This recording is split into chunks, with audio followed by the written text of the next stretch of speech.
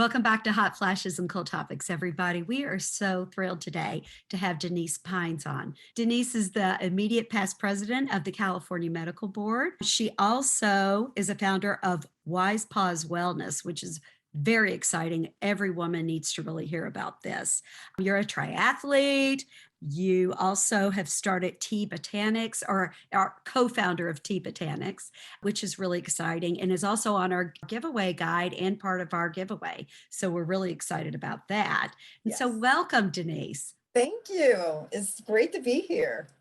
We are thrilled to have you because of everything that you've done. So Colleen, did you want to start with the first question? Yeah, sure. So there were a couple of things that I was really excited to talk to you about, Denise. And the first thing I wanted to talk to you about is how you have really been working with FemAging, which is kind of connecting investors to inventors. Can you talk a little bit about how that came about and why Sure. it's so important for our demographic to be able to find those investors for products that help us?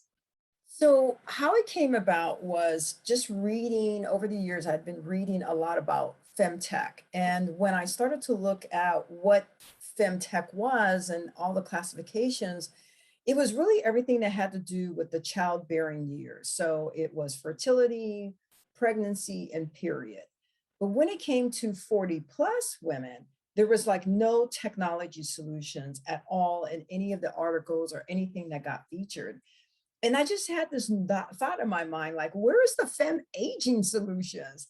And then suddenly I was like, I think I've coined the word. And so I said this word is going to be innovations that focus specifically on health and wellness needs of women ages 40 plus, right? So that's it. Those can be nutraceuticals, it could be devices, diagnostics, wearables, pharmaceuticals, clothing, beauty. So I didn't limit what it was going to be. So, because I believe those are innovations, right? Because you have to think differently about the clothing. You have to think differently about what the beauty contents or ingredients are going to be. And so this then led me to saying, let me put together a report. Let me put something out in the universe that can be a roadmap for innovators, a roadmap for healthcare companies, and a roadmap for investors to invest in these products. And that we wanted to be able to have this report include what women wanted. You know, women are always told what they want as opposed to us saying, here's what we want. Hey, go make that. So this is a report that's about what women said that they want, what was important to them at this point in their life, and what they believed really did not exist for them. And then unveiling some surprises, like the fact that, over 30% of women in this age group use voice-enabled devices. And when we looked at the solutions that were out there currently for women 40 plus, there was not one solution that was voice-enabled, right? So Wow. now we have this report that revealed that. So if you're going to make something for her, make something that's voice-enabled, right? And we also highlighted, that this group of women is almost as large as the childbearing group. And yet this group has more money, right? We're more influential, we're more politically connected, and, we have overall just more experience. So we are, I call us super consumers, because when we get to this stage in life, we are not using those products that we used back in our 20s because they're just not effective. Our skin is drier, our hair is frizzier. We change products quite often, even in our clothing. Now, we might not be, that target that's running out to get a new cell phone every time the cell phone comes out, right? Because I believe like I'm going to keep this cell phone until the cell phone dies, and then I'll get the latest version of the cell phone. So we're not quite that kind of consumer, but we are changing particular products quite frequently. And that's one of the things that I'm trying to do, is to get brands to recognize like this consumer group is just as viable as that 18 to 35 that they tend to focus on. Yeah, I cannot agree more. I mean, Colleen and I have been saying that since we started this podcast. So what are some roadblocks you've run into when you try to get people to listen to you or to get investors when it comes to women that are menopausal or perimenopausal? I have to be honest, and I'm thinking maybe I just haven't got out into the zeitgeist enough, but I have not had any resistance. I mean, I've gone on television, major television shows talking about menopause, reporters talking about menopause. I talk to every man about menopause that I can. One day I was talking to my brother. He's like, oh my God, here we go with the menopause. I know everything about menopause now, Denise, right? And so it's like constantly part of my talk. I mean, I'll go to the gym and a guy will come over and say, Denise, my wife is experiencing some menopause stuff. And I hear like, maybe you can help her out, right? And I'm like, okay, how did this get around the gym?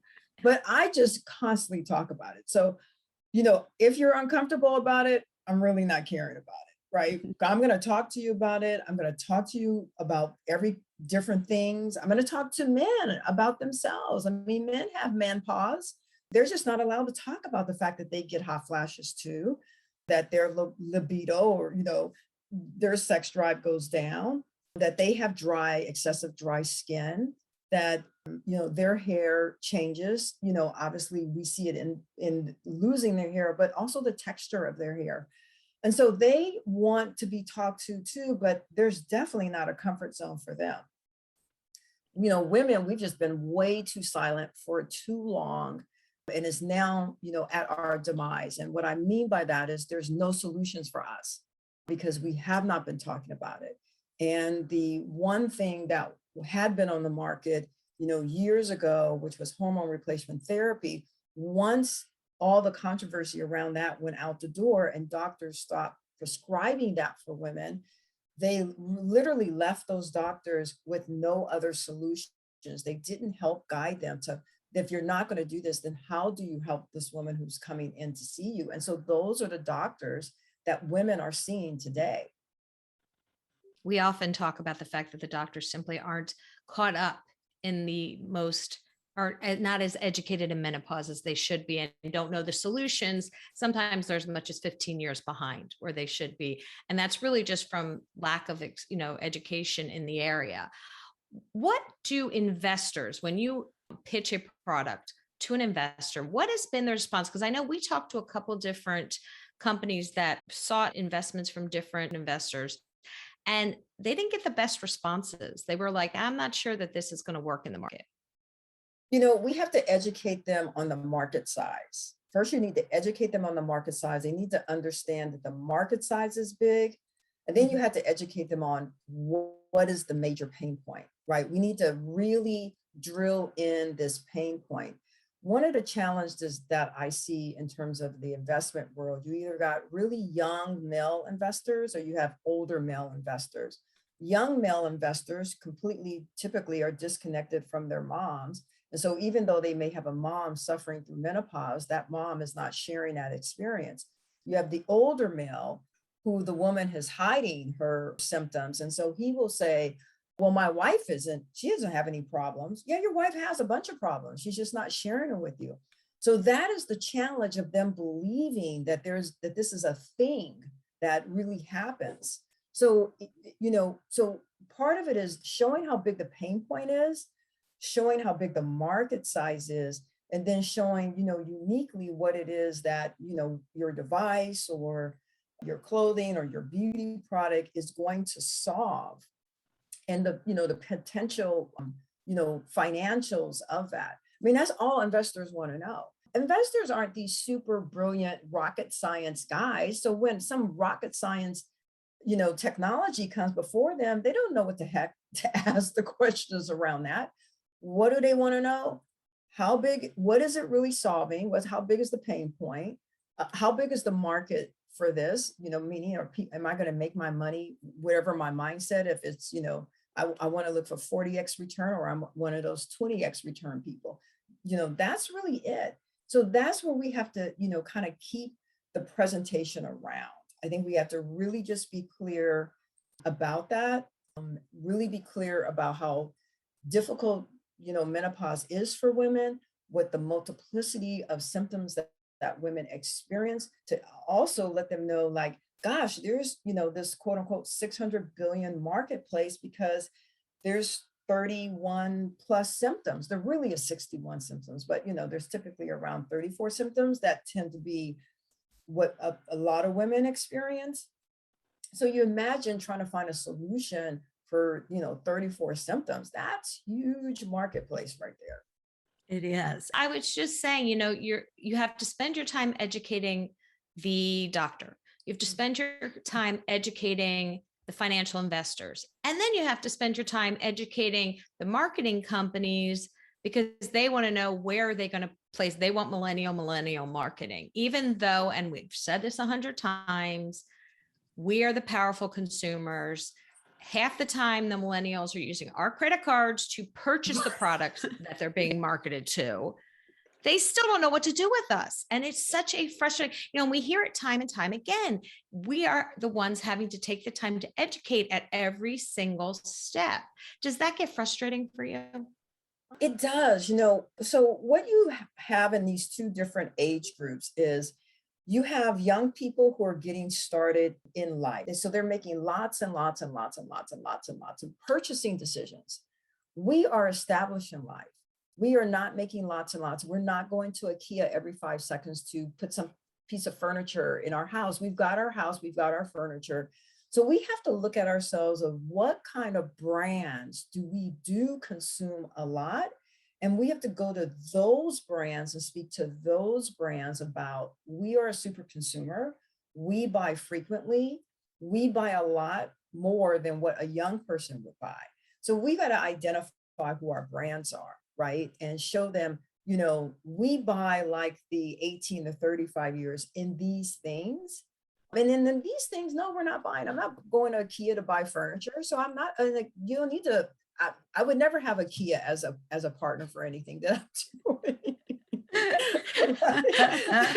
Right there with you. We're done putting furniture together. Yeah. Done assembly, right? Yes. We're done assembly.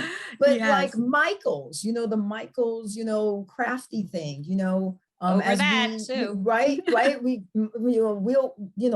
That's a target for us, right? I mean, so there are those brands that are for us. We can't say all brands are for us, not all for us, right?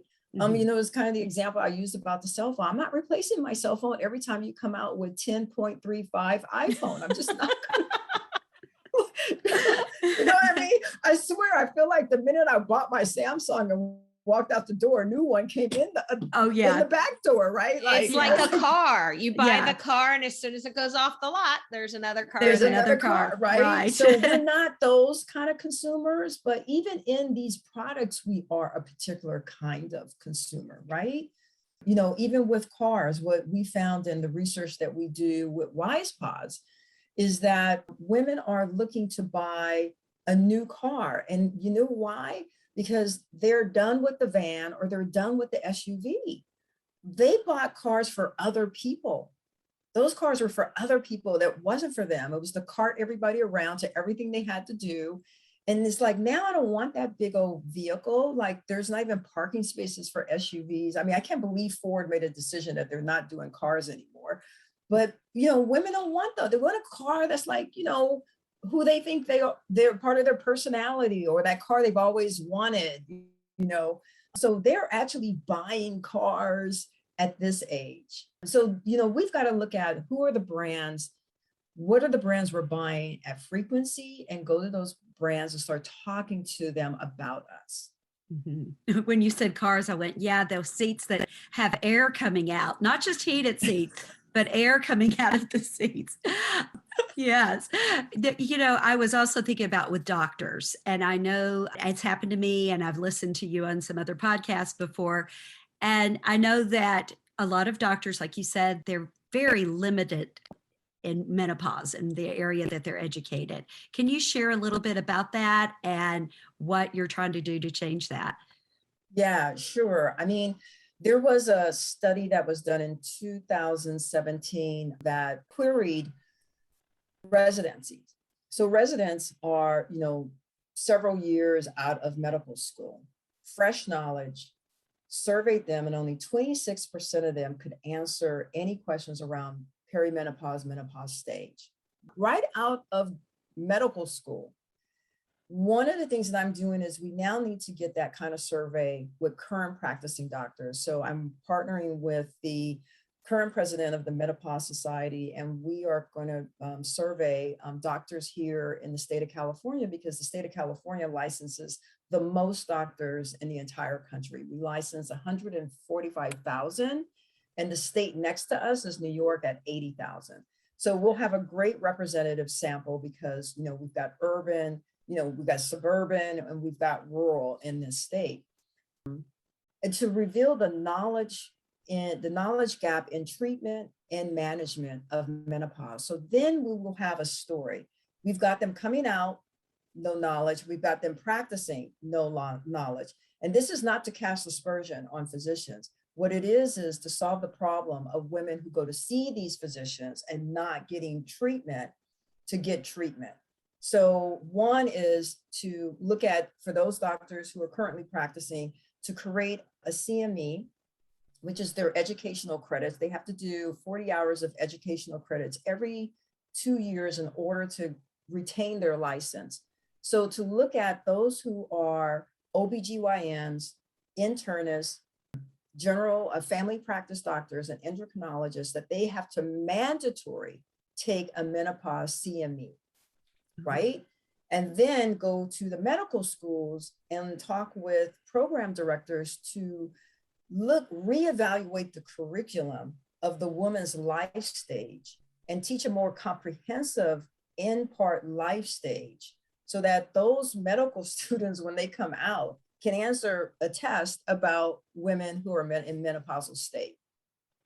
I think that's fantastic. It's just something we've been looking for. I feel like Colleen and I have talked about that so much and thought, this is what we've been looking for. So thank you for doing that. I would love to see the results. Yes. Oh yeah, it's definitely, done. definitely. I'll come back on and we can talk Yes. about, Oh, like, yeah. here are the results, woof, what do we do?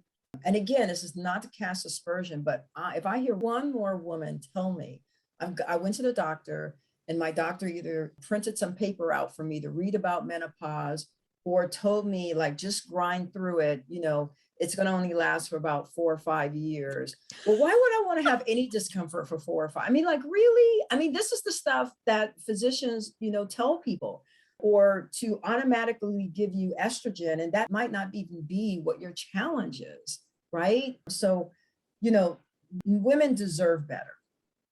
Yes, we do. Absolutely. And that's what I think everyone is trying to work together to do. And that's why it's such an amazing community when we talk to people like you and to all these other companies that are just trying to change the narrative Yeah. around menopause, that it's not a death sentence, that it's just basically, someone once called it reverse puberty with wisdom.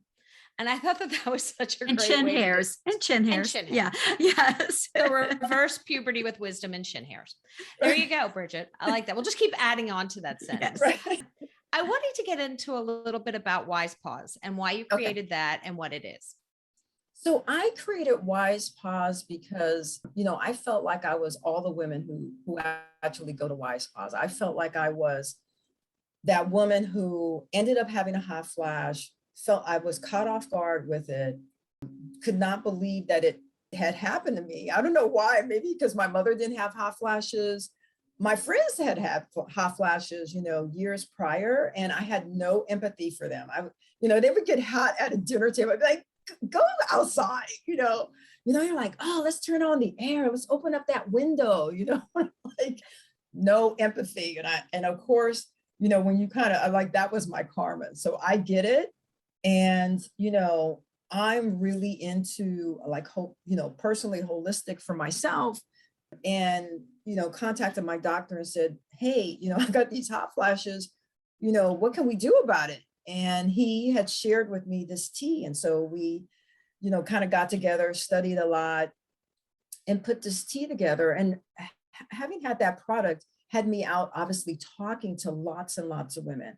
And I found so many women suffering from so many different things, and opening up and confessing, like, for the first time, saying, I never told anyone that. Oh my God. Like, they might tell me about their incontinence and they go, oh my God, I never told anybody. And I'm like, it's okay. It's safe. You're safe. right? And I thought, I need to create a safe space for women to go to who are all having whatever their symptom is, to be able to be with like-minded women, right, experiencing those same things, and to bring the best midlife experts to them, since I was in a position to be able to do that, right? And so that's what I did. So I created this event. It was all day, and we talked about everything from incontinence, various vaginal issues, sexual health, how to dress for the body that we have now, right? You may have had a flat stomach. You don't have one now, but you don't have to wear a box clothes, right? How to do that. I always brought in a comedian, so let's have fun about it, right? We would always have a keynote, be any kind of person. This time we had someone who taught us how to do tapping. I'm really big in therapeutics. I believe that, modalities, we don't use those enough to, reduce the stress in our lives, right? And that there's so many, different things that we can do. And so I bring a lot of that to the table as well. Then, of course, I do a roundtable conversation with doctors. I'll have an OBGYN, I'll have maybe a naturopath and a functional doctor. So a doctor who will be, both believes in naturopath and alternative solutions, as well as been trained traditionally and has an MD. And we'll talk about everything, hormones. We talk about questions. What should you be asking your doctor? We talk about what are the most effective tests to figure out where your hormones are. We will talk about autoimmune disease. Why does that happen? Why all of a sudden, I turned 45 and now I can't eat a piece of cheese without my stomach not, right? So we talk about all of these things. We talk about bioidenticals. Exactly what are those? We talk about hormone replacement therapy. What is that? We talk about, can menopause be treated naturally? And if so, what are some of those solutions? So we have this really very interesting conversation. And then we do something where we just have a doctor and everybody's questions that they've submitted in, I just read them off to her. Here's a question. I'm 41 years old and this is happening to me, right? My hair is starting to thin. What may be going on? What can I do? So we do that. We talk about hair thinning. We talk about nutrition. We talk about fitness. What kind of exercise do you need to do as you get older? You actually need to do short, fast. If you want to change your body, if you're like, oh, I want to lose, 20 pounds, 15 pounds, whatever. The way you lost that, kind of before 40 is different to how you're going to lose that after 40, right? So we have a fitness expert who talks about that. And he talks about fitness, not from, a looking better standpoint, but a being better internally standpoint, and helping people understand, what fitness really means, why, that it's an energy source, and how the body always is looking to have energy. And so when we don't do anything, we find ourselves not having, a lot of energy to go long hauls in anything that we're doing. Part of it is that we don't have enough movement in our cells to do that. That is so Sounds like a interesting. lot in one day. Yeah. And I was, It's a lot. the past one was virtual. Is that right? The past one that you did was Yes, virtual? yeah, the one ever Yes. since COVID happened. So we did these as physical events. And then when COVID came, we switched to virtual, which was great because it actually allowed me to bring in some international doctors, right? Because they're, on an international level, I would say they're a bit more progressive in different kinds of solutions. So it allowed us to introduce some of those solutions. Right. It's so interesting. We've talked to a lot of women from the United Kingdom, Okay. and they really seem to be a little bit ahead of this. And I think it was just last week, something was passed in Parliament. Yes. Yes, where I think it was something with medical care or something with women and their medical care through menopause. And it was a really big deal in their menopause poster campaign, just to Yes. put that in their Know your offices. menopause. Know your menopause. I just, Yeah. I didn't think Yeah. about that until I went to my gynecologist this year and just kind of looked around to see if I saw anything about menopause on the wall. And I didn't. I saw, I saw everything about babies. Yeah. Yeah. We are so behind, even in our healthcare. even in the National Institute of Health, there is no code for menopause. I mean, can you imagine that? I mean, so we are very much behind, and we have to, you know, what was interesting, the UK was super far below us. Mhm. But what happened in the UK, why they had to accelerate, and why, you know, they went complete policy, right? So they went completely policy on how to make the change, right? As opposed to the way what we're doing is having little conversations, right? But we've been having conversations, and we had established the Menopause Society, National Menopause Society has been around for a long time. We had established that. They hadn't had anything like that. But what happened is they were finding, you know, that their workforce was reducing. The women in their 40s to 50s were leaving the workforce at mass. And because they live in a socialist society, you know, they could still get money, right? It's not quite, you know, the way it works here, right? And they realized they could not have mass exodus of this age group of women, because their society is not like our society. They don't have a millennial coming behind Gen X or Y or Z or Z or baby boomers, Yeah. right? You know, I'm confused by the they don't have a Gen Z population large coming up. They need those women to stay in the workforce. That's not what we have in the US. So we don't have anything that's desperately making us do this. You know, it's a will issue in our country, right? So, you know, it's we've got plenty of other people to work in the workplace. Mhm. So we didn't have the same kind of pressure that they had. That's why they had to make it policy, right? They had to make it policy so that the women could hold the employers accountable, right? So that was the Thank you big for difference answering between that. why they've progressed so fast, because they weren't progressive. Eight Thank years you ago. for answering that, because we have said on many occasions that they're about a year and a half ahead of where we are in the conversation, and we couldn't figure out why. And now we But know that makes why. sense. Now it That's makes the why. sense. That's Now the we know why. Yeah, Yeah. that's the I why. love getting answers to questions. Every time we talk to somebody, we We are learn learning. something. Yes. And we say, why can we not get all these amazing voices out there in one room where everyone can hear them? And that's why Wise Pause, I think, is such a great, you know, organization, day, event. I think it should be a weekend event, because that's a lot more than. So I'm saying, think about it. Do you think next year's will be like a hybrid? Yes. So next year, we're definitely going to do March. It will be a virtual. We're looking at doing sort of like, we'll have it at the end of March, but each Saturday we'll do maybe like a 90-minute conversation leading up to it. Then, because a lot of women, some women can't, you know, spend the whole day, and some women do spend the whole day, right? We have 30% of the women who stay all 8.5 hours of Wise Pause on Saturday, and about another 48% who stay 3 to 5 hours, right? But there's some women who would like to stay more. And so we're looking at can we break some of the conversations up into little bits and pieces. And then we're going to go back to the physical in September of 2022 in Los Angeles. So it's a beautiful venue that will be at. It's all glass. Yeah, it's an all glass venue. So just great light. It's up in the hills. So, you know, you're surrounded by, you know, nature. So it's gonna be amazing. Wow. Well, we are excited to say that we're going to definitely be there, because we were talking about doing some September of interviews for the 2022. podcast. Yeah, do Okay. some podcasts. Yeah, right from And talk to some of the floor. some of the amazing guests and experts and authors and everyone else that you're going to have. So we are thrilled. Just let us know. We'll get the plane tickets. Okay.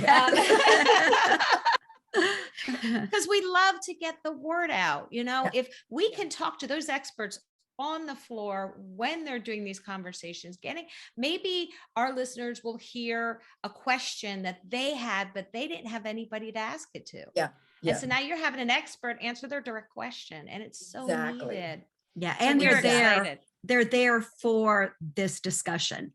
I feel like, they're there. They know what to expect, or they are there for this discussion of menopause and perimenopause. And that Yeah. just takes something, just add something to it. Actually, I know a lot of women feel like if they go to their doctor or if it's their general practitioner, they may not be listened to, or they may not, the doctor just hasn't been educated in that area. So And I think we this is have to great. give, I tell women all the time, it is okay to leave your doctor.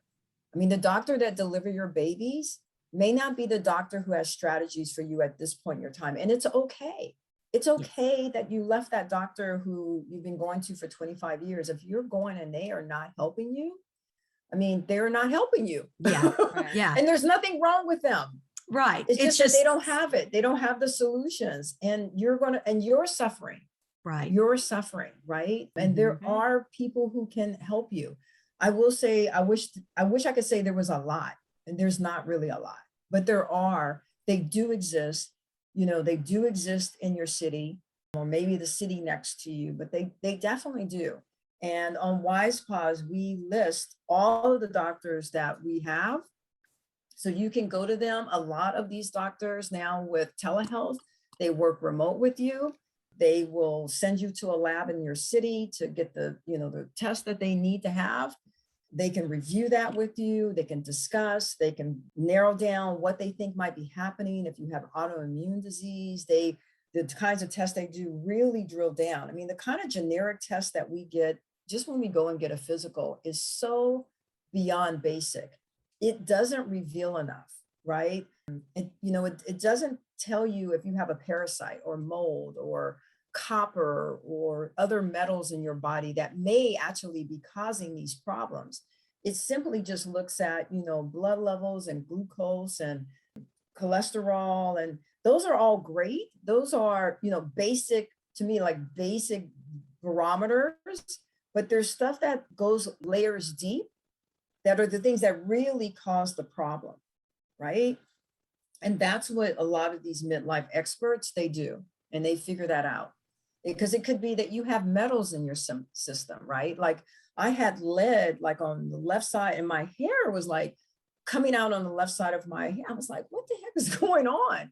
And found out for whatever reason, I don't know how I got the lead. I do like tuna, so it could have been that, but I had leading on the side of my head.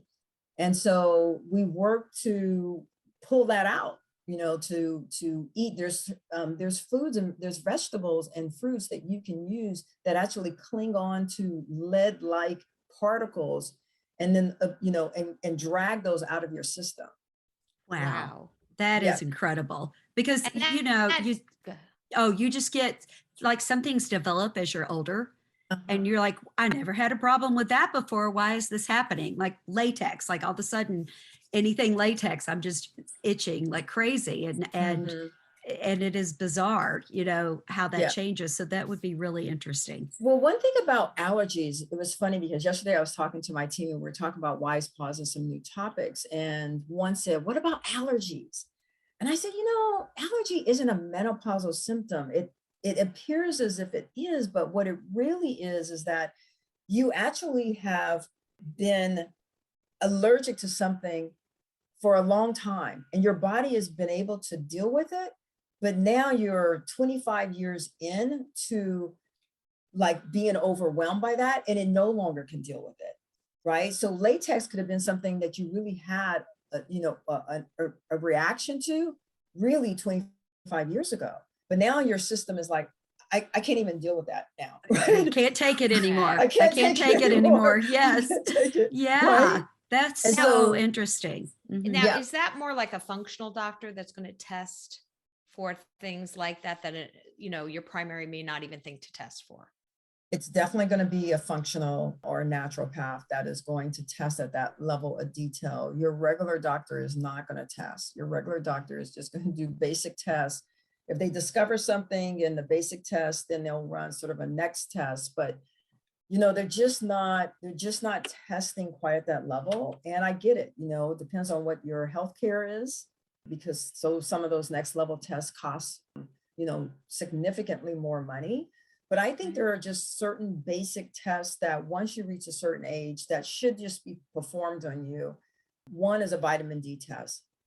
Vitamin D levels get really low in women. And when they get low, you start having fatigue and you also start having a sense of sadness, maybe feeling depressed. And you could be like, everything is going great in my life. Why do I have this kind of weird orbiting feeling about myself, right? And I had it happen to me, so I kind of know. I didn't have the weird orbiting feeling, but I was always fatigued.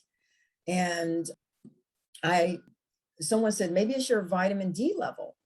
And so I went and asked my doctor, I like to get a vitamin D test. And they're like, oh, we really don't do that. And I said, I really would like it.